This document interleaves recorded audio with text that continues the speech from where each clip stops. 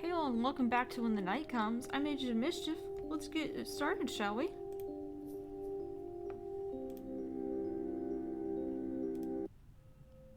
I find August in their office, standing before the window that overlooks Lunaris. The town is peaceful at this hour, townsfolk tucked safely in their beds. I quietly approach, almost not wanting to disturb them. You did so well, Raven. I am infinitely proud of you and happy to call you my subordinate. Though, I'm sure I've valued your guidance far more than you valued mine in your time here. Impossible, Lieutenant. August grimaces, but I see a smile curling at the I see a smile curling at the corner of their lips. Temporary, Lieutenant. Don't get too excited. When the other higher-ups arrive to assess the situation, I may very well be out of a job entirely. That would be a crime in itself. You've done more for Lunaris than Harry ever did. You will do more. Their smile is genuine, but they look as exhausted as I feel. You're kind, but I know these people. Besides, I cannot bring myself to think of anything other than passing out in my bed right now, as should you. Go on, I'm sure you want to catch up with Finnegan, and I suggest you get Ezra to check you over too. You look pasty. I always look pasty. I'm the most white-passing mixed person ever. I think you're probably right. I reach for the handle of the door, pausing before I step outside. Good night, August, and thank you for everything. They smile again, turning back to look over their town. The second I step outside of headquarters, I'm pulled into a crushing embrace. His cold skin feels so good against my own, but his strength is another thing altogether. I love you two, but ouch! Finn pulls away quickly with wide eyes. Shit, I'm sorry. I readjust myself, willing the ache in my ribs to go away, and I smile because though it does hurt a little, the weight of his affection still feels good. Especially when just hours ago I didn't know if I'd get to have this again.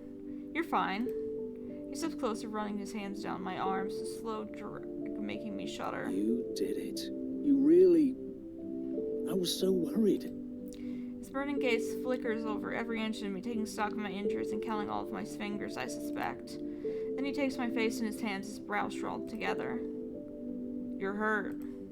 He carefully runs his thumb over my cheeks, a ghost of a touch, his eyes shifting from the smell of the blood that lingers upon my skin and clothes, getting blacker, brighter. I curl my fingers around his wrist and step closer, desperately needing him to continue touching me, even if we are just standing directly outside of my place of work, where we will inevitably be disturbed any moment. I'm fine. Well, I'm alive. Finn exhales and closes his eyes, resting his forehead against mine. I felt so helpless watching, but you certainly didn't seem to need my help. I shake my head, feeling sick thinking about him being there in front of Harry. He kisses my forehead and runs his fingers through my hair. Let's get you home. Ezra is on his way to check on you. His hands were already glowing when I knocked on his door. He's such a kind boy, so concerned about me.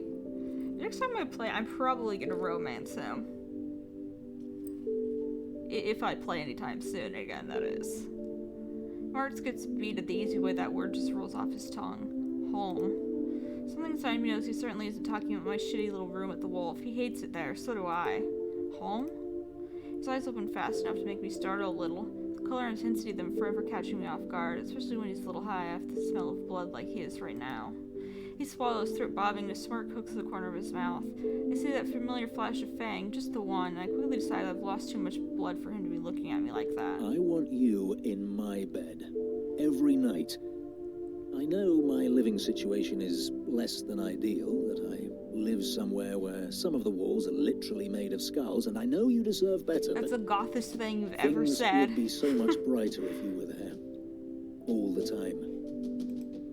Only he could make what I assume is a wholly innocent proposition sound so filthy. I feel very lightheaded all of a sudden. I suspect that if vampires could blush, Finn would be beet red, and his eyes flash, growing comically red. Shit. I have terrible timing, don't I? Let's just forget I said anything and get you back. Get you healed and rested. He begins to walk away, presenting foreign signs of being flustered for the first time in possibly centuries, or at least since I've known him. It doesn't suit him, but it's endearing. I catch up to him despite my now quite pathetic limping, and he spins to face me. Finn, wait, He waves his iron hand in the air, dismissing whatever I might have been planning to say. Would you like me to carry you? Yeah, fuck it. I'm in bad shape. Do it. As if that's even a question. Very much so, yes. He grins, and in a flash, I'm scooped up and cradled bridal style in very strong vampire arms. I wind my arms around his neck, our faces close, and Finn winks as if nothing happened. Back to his usual suave, perfect self. Shall we, fair hunter? I look at him for a moment, at the way his eyes shine that little bit brighter when he looks at me, and I make a choice. You said you wanted me to move with you. Do you mean that? He clears his throat unnecessarily, but his gaze remains unwavering. I know it might be frowned upon for you to cohabit with the undead, but I just thought that you don't have anywhere to go, other than the wolf, if you stay. That shithole certainly isn't good enough for you. That bed, the sheets. Look, I've slept in better coffins. The direct sunlight is a real bitch, too. He laughs. Oh, yes. That is quite important if you're going to want sleepovers with a vampire. You could play board games. We could watch TV. We could braid each other's hair. It'll be great. You really sure you want this, even if I kick you in my sleep? Another grin, but softer this time, incredibly fond. It's like lying next to the sun, your warmth. You can kick me all you like. I lean and press a kiss to the corner of his mouth. Then take me home. Finn smiles bigger and brighter than I think I've ever seen, hitching me higher, holding me tighter. As you wish. We then carry onward into the Lunarian night, not a single soul passing us by. Home. 3 months later. The problem with living underground is that you never know when it's morning. Though that really is the only problem. Other than August thinking that I've lost my mind. The look on their face when I told them was something worth framing. It is a little cold, sure, but there's always an abundance of oversized candles that seem to radiate warmth and implies they might well be enchanted. It can be noisy for a place that's full of dead things, but mostly it's just Raven being Raven, and she likes to tell me that I'm far noisier than her. I purposely ignore the implications of that accusation. I woken my Finn gently brushing my hair from his face. From my face. He's smiling at me from his pillow, his hair messy but somehow still perfect, which seems massively unfair. So, today's the day. Are you scared? I yawn, nuzzling against his cool palm as I stretch out my aching limbs. I think for a moment. Am I?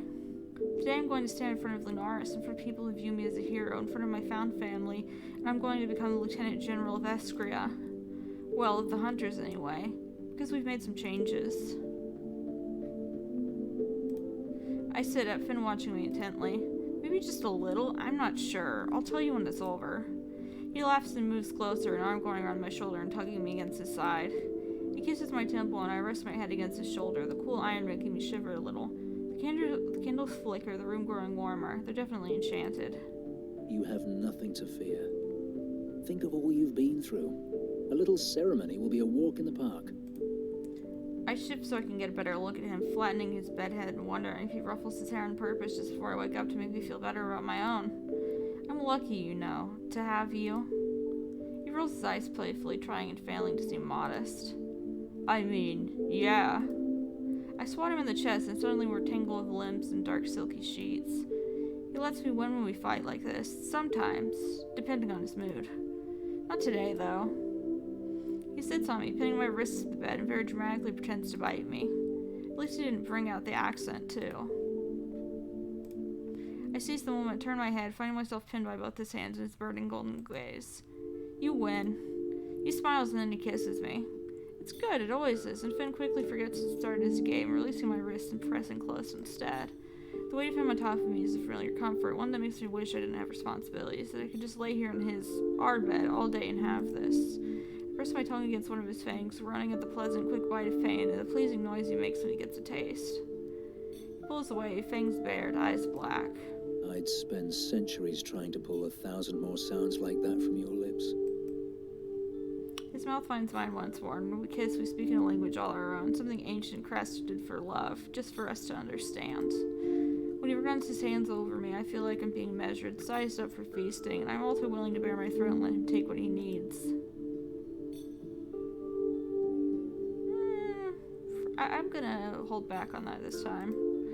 He kisses me again. As much as I really, really would love to have those hands keep wandering, I have to leave. I'm going to be late. Kiss. I know. Kiss. I laugh against his insistent lips, pushing him away gently.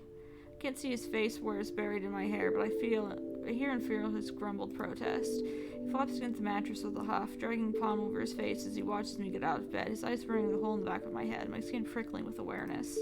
I miss him already, which feels stupid because he's right there, but I do. I've turned into someone who craves the cold, who craves the icy press of his palms against my skin. I see it as an equivalent exchange because Finn tells me that he craves me too, that being near me is like standing in the sun. And he hasn't felt the sun for centuries. As I freshen myself up, Finn drags himself from the mattress and heads for his closet. He stares inside, sucking on his fangs in that way what he does when he thinks, or when he's trying to be smug, or after he feeds. Everything in there is black anyway, so why is it such a difficult choice? I'm teasing because by now I know how important picking one of his many wonderful and decent shirts is to him. Because tonight is special, and I want to look good. For you. It's not every day your partner is sworn in as the first ever Hunter Lieutenant General. He turns to face me, grinning slyly. But you always look good. He sighs. I know. It's a curse far crueler than my immortality. Though my head is relatively clear, I decide to go for a little walk. I've been back to the scene of my clash with Harry a few times now, mainly because I hope that I might get to speak to James again, or maybe just have a sign that he's still here, that he's okay. I think of him often, and I believe he was there with me that night, a lingering presence that pushed me to win, to not give up. I still couldn't help but wonder what he thinks of Harry now. Was he really there in that cell talking to him on that day? Or maybe he's finally passed over from whatever in between he was stuck in. I hope. It's summer in Lunaris now, but there's still a chill in the air, and the grass is crisp beneath my boots as I walk into the clearing. Maybe it's just the passing of seasons, but I feel like life is breathing back into this small town. Everything feels easier. Harry was taken to Therius not long after we told him of his fate. I felt a strange sense of unease watching him leave, wondering how deep the corruption ran within our ranks, but it feels good to not have his presence lingering right beneath our feet. I'm not sure what they'll decide to do with him, but I did my part, and I'll offer more information if required. The thought of seeing him again makes my stomach churn. I take a deep breath, crouching down to press my fingers to the still scorched earth. Apparently things don't grow back if they've been touched by August's magic. I decide this is the last time I'll come here. It feels freeing. On my way to visit Ezra, I decide to stop by the Ibex to check in with our favorite creepy duo. Aurora's laid low since Harry's downfall. She's probably thoroughly disappointed that I didn't succumb to his nefarious plan and turn into an unidentifiable monstrosity. Maybe she would have thought it charming, or maybe even wanted to date me. Not at all strange or unnerving. I walk towards the dais, the air a little warmer here than I remember, the sun shining through the cracked windows and illuminating the lectern. There stands Armorist, as quiet as ever, and quite obviously making a point to avoid eye contact, in the hope that I'll not notice him, I assume. Hunter Adams. Hello, Armorist. He takes a deep breath and steps into the aisle, his hands clasped politely in front of him. Can I help you with anything? I shrug, not really knowing why I'm here. I was just passing by. Is Aurora about? His mouth twists, his pale blue eyes darting to the side. Considering his sister is so very good at not giving anything away, Armorist has absolutely no subtlety about him. She left. Left? Left where? He tilts his head, making eye contact. Left Lunaris. I see. Any particular reason? He sighs and gestures for me to follow him. We sit in the pews in the first row, and Armorist leans back, tipping his head and gazing up at the domed ceiling. I imagined it was so beautiful here once. Then he sits up, fixing his jacket and frowning, twisting slightly to face me. I've dutifully followed my sister my whole life, you know. We lost her parents to vampires at 14, but even before then, Aurora was fascinated by creatures. She would sneak out at night and seek them out in the graveyard behind our estate. I began to lose count of how many times I saved her, always dragging her out of the way of teeth or claws. They didn't try to kill you? Your parents? He shakes his head, looking down at his hands where they rest in his lap. They didn't get the chance. Hunters came not long before they rose from their graves. Aurora was there. She saw everything. She truly believed they wouldn't have harmed her. Because that's where Aurora's resentment for us comes from. I almost pity her. Almost. You never seem to be on board with her beliefs, so I continue to follow her. Armorist laughs. It's a pleasant sound, and he looks like a different man, lighter somehow. I'd never had anyone else. I love my sister Raven. Despite her eccentricities, I never wanted any harm to come to her. I'm a patient man, and I would follow her to hell and back if required. But... He laughs again. Ah, yes, but I've always wanted my own life. I have that now with Elaine. His pale cheeks turn bright pink the second her name leaves his lips. It's adorable. You're in love with her. He nods, his mouth curling into a soft smile. I'm going to ask her to marry me. I'm going to ask Satan's daughter to marry me. I told my sister and she fled town. I can't help but laugh, but I feel impossibly rude the second the noise erupts. I cover my mouth in a hand, but Armorous is laughing too.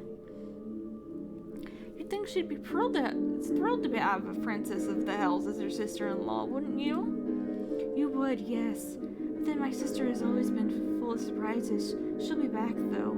We've never been apart for more than a day or two at most. I think she's just reassessing her life and her choices. Hopefully. Well, I'm happy for you, Armorous. Please just don't start trying to terrorize our nice, newly peaceful town, okay? He blushes again, nodding as if I wasn't joking.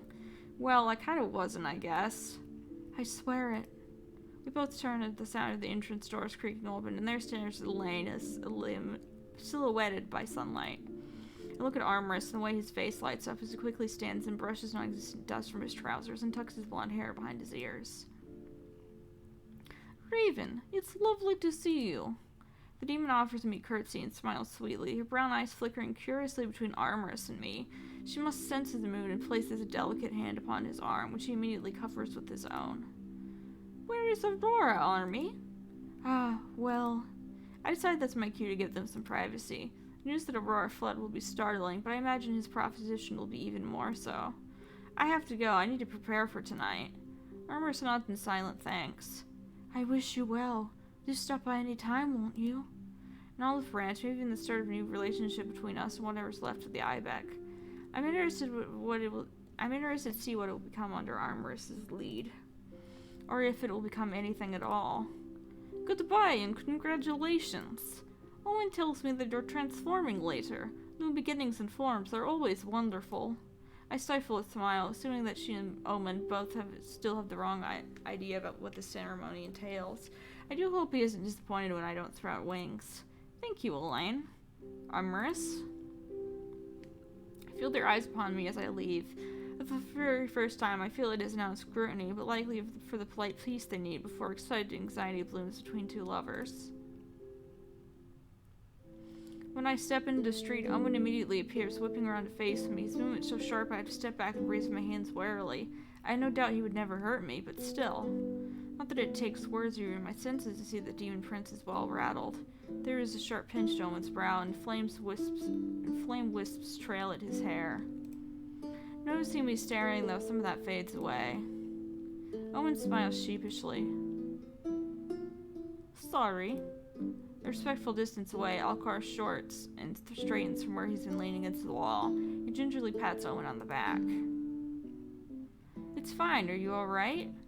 Part of me wonders if it's another earth-shattering problem about to roll into town. I'm definitely not fucking ready for that. It would certainly be poetic to have my promotion crash right here. Right now, but I don't want to get caught between the next big thing and August's rage if the ceremony is postponed. My unease must have been evident, because even as Owen opens his mouth to answer, Alcar laughs. Elaine's getting married. What? Armor's plans to do that thing mortals do. Propose. Yes. Oh, that. It occurs to me then that maybe Elaine had been speaking to Owen about it before she arrived at the Ibeck. Clearly he's not half as excited about the prospect as either Armorous or his sister. Owen wrings his hands together, and I'm sure how I feel when I realize he's more worried than angry. She'll say yes. This is a very exciting thing for her, I'm sure, to enter a sort of contract with a human. But humans are not good with promises. Not to say you're not, Raven. Behind him, Alcar rolls his eyes fondly and shakes his head. He places a hand on Omen's shoulder reassuringly, and I do the same on the other shoulder. I give Omen a solemn nod because honestly, it's man's honor that I vouch for Armorous at least a little. Elaine is in good hands, Omen. Good, careful hands and heart. I haven't forgotten the sliver of her true power she permitted me to glimpse in the Ibeck that day. But I have a feeling Armorous knows exactly what he's dealing with. Armorous Lunaris is no fool and would never undervalue an oath or a pact. In fact, I'm sure he's well aware of what he's getting into. Trust me, I've interrogated him enough to know. Besides, it would be unlike Lane to involve herself with someone who is even remotely ignorant, yes? Owen sighs, but he gives me an inquisitive look. You and Elaine have talked much, then. In a sense, she had thoughts that she shared with me.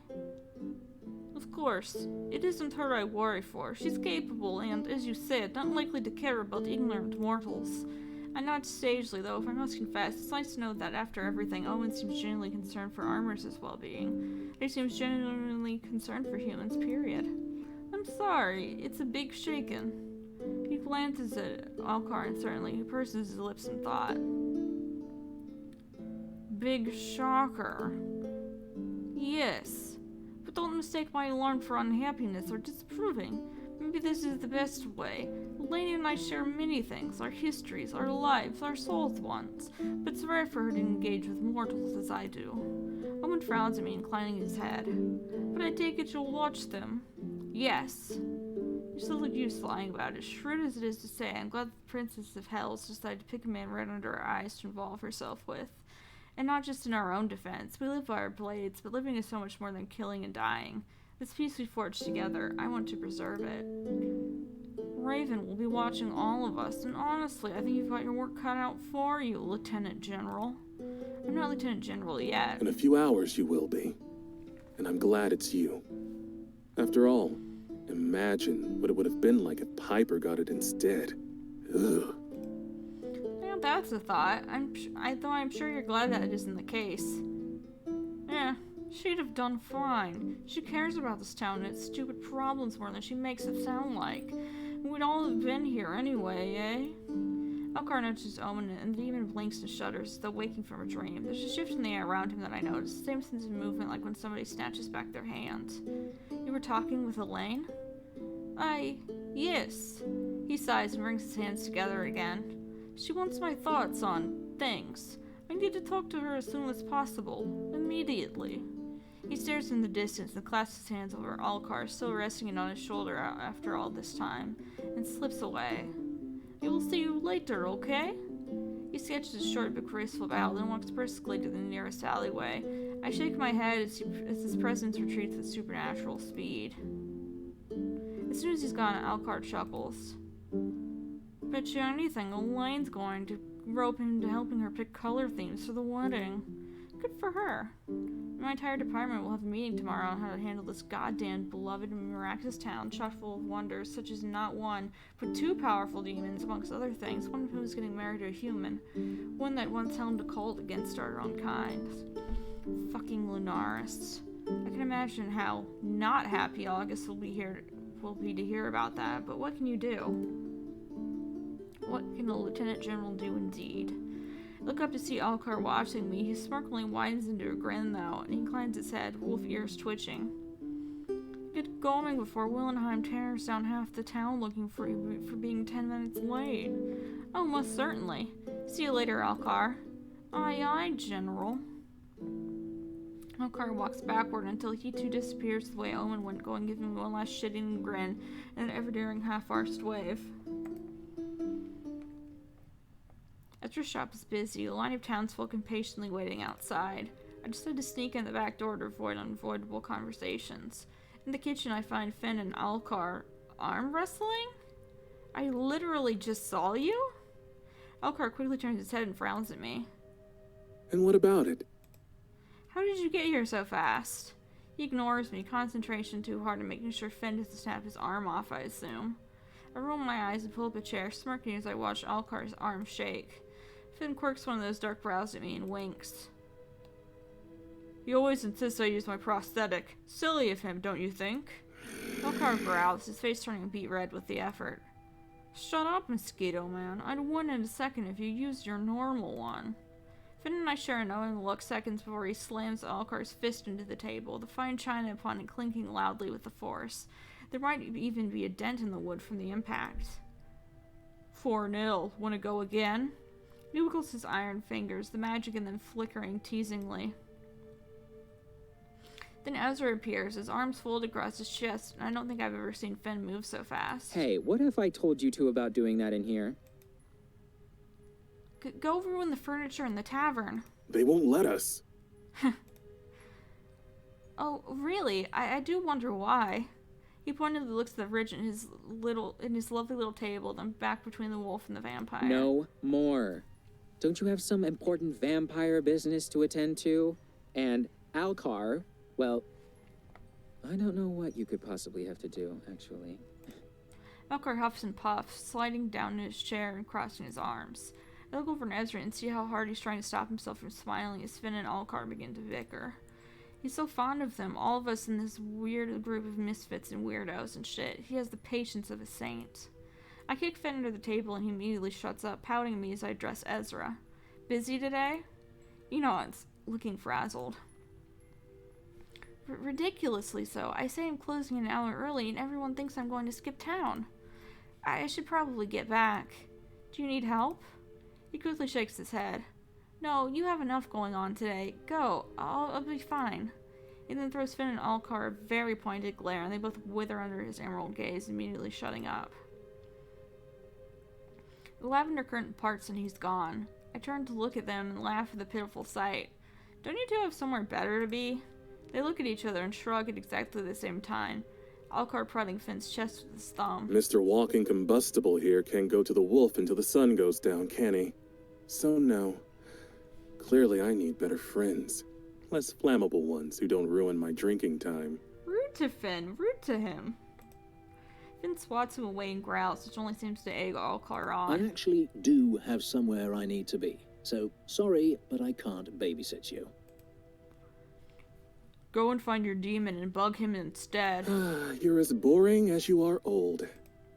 His tail swishes behind him as he makes for the door, sending Finn scrambling into the corner, away from the sunlight that streams through the gap. Later. Prat. I tilt my head and grin at him. Do you actually have somewhere to be? He smiles, waiting for the door to close, before he comes close and leans over me, wrapping his arms around me. He presses a kiss to the top of my head. Nope, just going to go home and get ready for your special moment. I hum, pleased as I think about how excited I am to see him all dressed up. And when it's over, his lips find my ear, his breath cool. Then I'll finally have you all to myself again.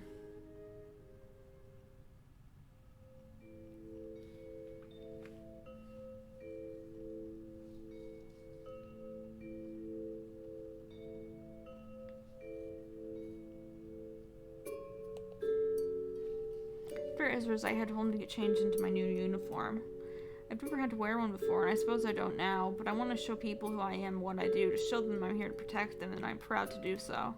August decided to redesign our sash. This blue to represent stability, trust, wisdom, and most importantly, loyalty. As I walk through the Lunaris bathed in black, gold, and sky blue, I feel a sense of renewal, of change, of pride.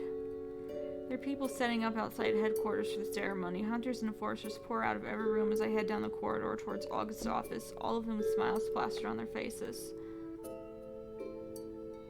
I gently tap on the door and immediately swings open. Piper is standing there grinning at me, dressed in her new uniform. Whoa.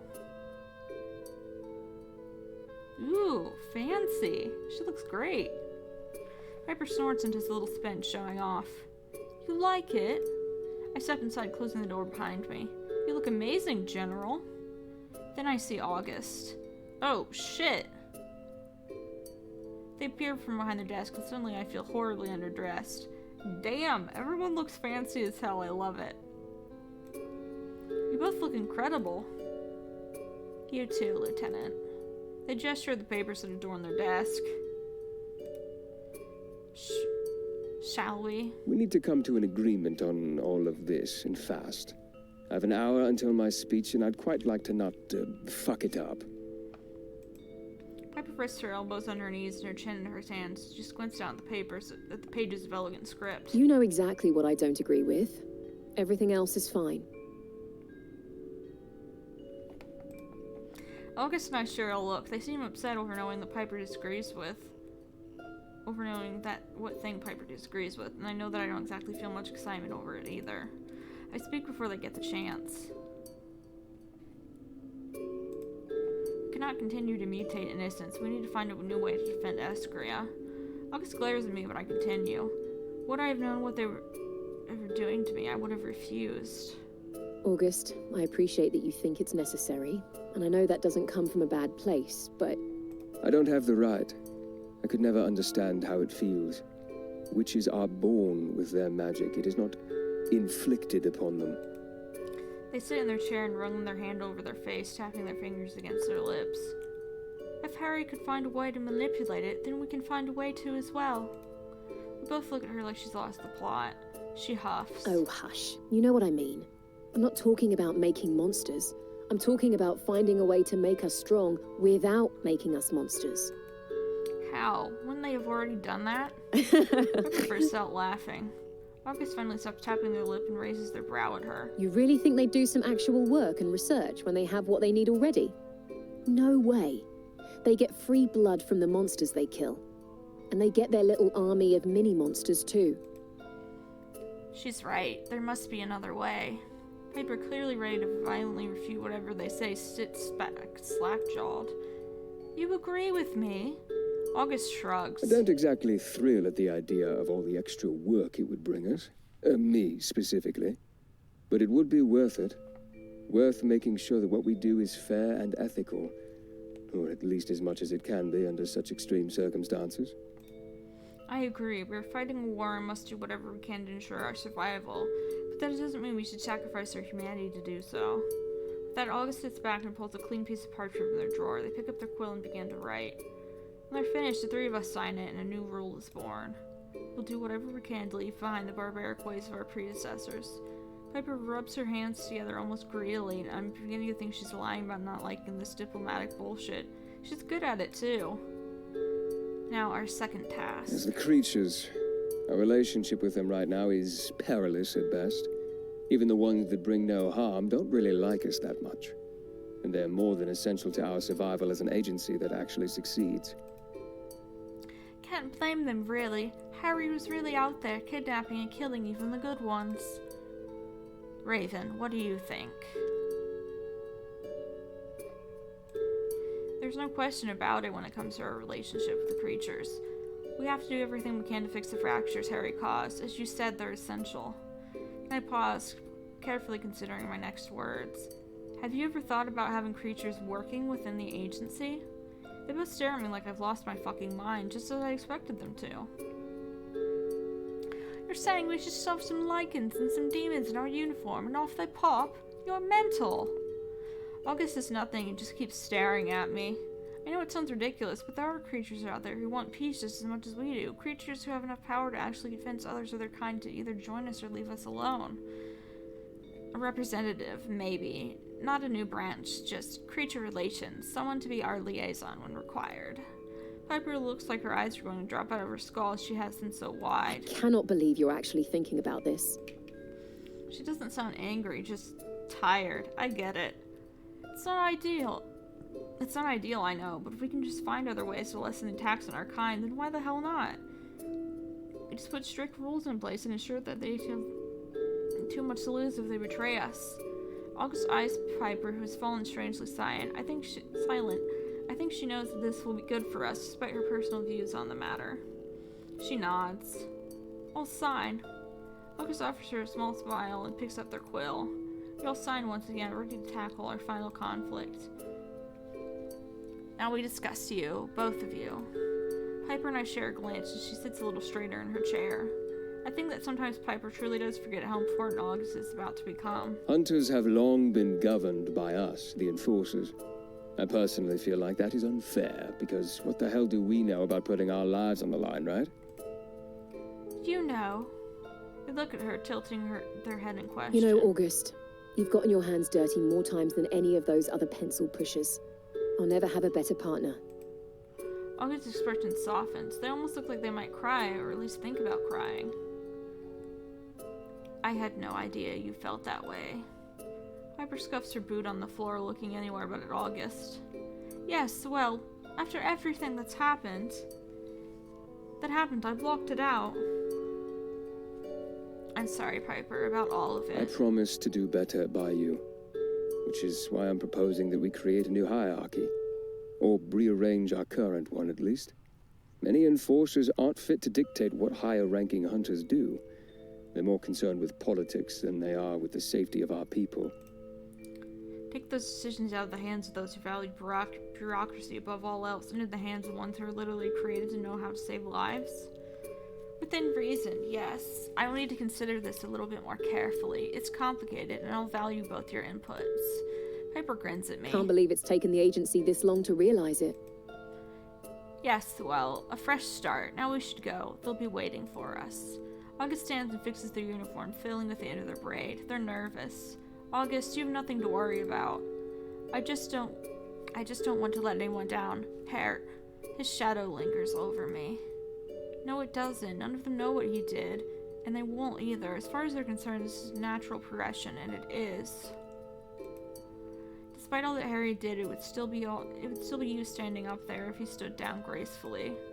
Piper creeps closer and rests her hands upon August's shoulder. Raven is right. You deserve this, and I can't imagine it being anyone else. August inhales and exhales sharply. Let's go.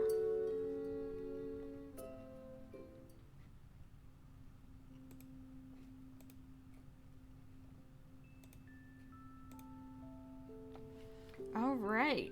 Let's end things here for now, and we'll get back to it in a little bit. If you've enjoyed this series, if you enjoyed the video, if you're enjoying the game, what have you, it would be really swell if you could hit the like and subscribe buttons, maybe leave a comment if you're feeling generous, and I will see you in the next video. Goodbye.